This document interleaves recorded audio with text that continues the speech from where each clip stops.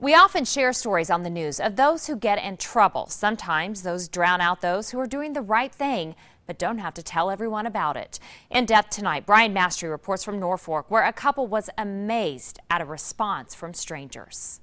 This is, in many ways, one of my toughest days. John Davies questions whether he could make it through this luncheon without tears. I do get a little weepy. For the last 7 years, he's been one of them, a board member for Northeast Community College based in Norfolk. Time is not on his side now, so he resigned.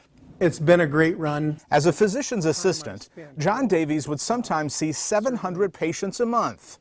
Now this patient needs a new liver. 2014 was a rough year. Not only did John Davies get his diagnosis, but his family was already reeling after a tornado had destroyed their home here in Pilger. The twister tore off his roof. A rainstorm the following day ruined most of what was still inside. Thankfully, no one was home. But Diane Davies took cover. I was in Pilger, yeah. In the vault? In the vault.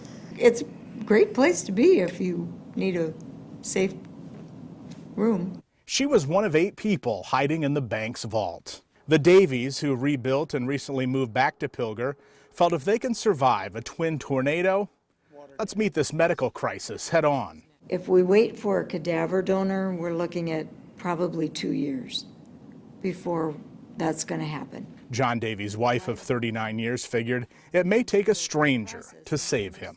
There is nothing like Facebook to get that word out there. In late December, she wrote this post explaining her husband's condition and the incredible sacrifice it would take on the part of a donor. I tried to explain that this was asking a lot. Because first of all, you're giving up one lobe of your liver that will grow back, but you can never donate again. And you're asking them to give up a month, roughly, of their lives because they have to spend about a month at the med center. And I honestly thought a tremendous response would be 1 or 2 people. But calls flooded into Nebraska Medicine's transplant center. Her social media post was shared more than 1,000 times. Her husband is hopeful one of the callers will be a match. I never thought that so many people would be so willing. I mean, you think about that's a big sacrifice. And sometimes you have to reach the conclusion that this one's totally out of our hands. And sometimes that's tough. We'll see you later. In Norfolk with photographer Jim Hinchik, I'm Brian Mastery reporting, WWT6 News.